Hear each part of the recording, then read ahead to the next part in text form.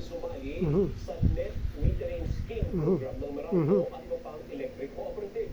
Pero aminado ang gobyerno, hindi pangmasa programa dahil sa mahal pa rin ang presyo Hindi ng mga pangmasa. solar panels. Bumaba na presyo. Ngayon ay September 2, 2025, Tuesday. Ano ng TV Patrol News. Net metering scheme. Kung paano ginagawa at bakit hindi pamasa, sabi. Sa net metering program ng Meralco, ang gastos niya umabot ng halos 400,000 pesos. Kasama na ang installation at mga permit sa solar panel setup. Eventually mababawi yan. Mas mataas pa siguro dun sa siguro yung monthly namin ngayon kung mangyayari. I mean, Meralco. ngayon is nasa 4,000. So, nasa 8,000 per month savings.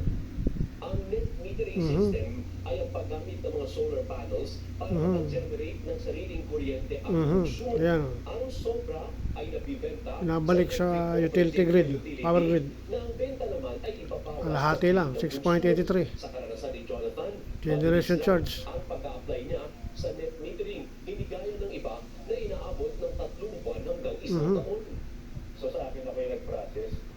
So siguro nasa mga 1 month lang sa akin.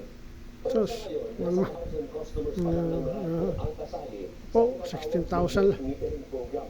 Kaya ang Energy Regulatory Commission, niluwagan ang patakaran Ayan na. para mas marami Wala nang REC meter. o mag-invest sa mga solar panels. Ayon sa Meralco, sa ngayon, hindi na mandatory ang pagpapakabit ng Renewable Energy Certificate Meter. Ayun, REC hindi na mandatory. provisioning ang Ayan, kanya. nasabi ko. Iwasan yung gastos na yun. Gastos pa yan eh. Sa proseso kasi Redundant na yun eh.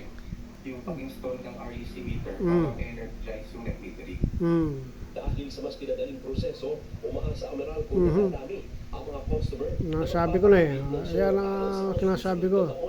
Alisin na REC meter. Sabi na dadami yung gusto mag-install ng solar rooftop. Bukod sa masisimplihan ang proseso, Oh, sisimplihan ang proseso. ng solar rooftop equipment. Redundant na yung REC meter na yan.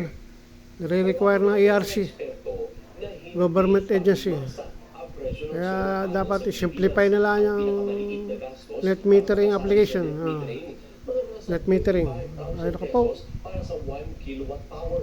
Kahit si ERC Chairman Nino Juan, kumbinsidong hindi para sa lahat ang net metering program. Yan na. Una, kailangan meron kang rooftop na Sabi lang ako. kung ang i-install mo. Sabi, kinakailangan meron kasi rally mong bayan. Sige, meron ka magpapatuyan na. Hindi nyo, Juan. Tapos, Chairman Energy Regulatory Commission. Stop nyo na REC meter. Hindi na require yan. Redundant na yan. Bidirectional meter na. Palitan nyo lang yung metro. Lumang metro ng bidirectional meter. Ng malaki at mas mahal na supply ng kuryente.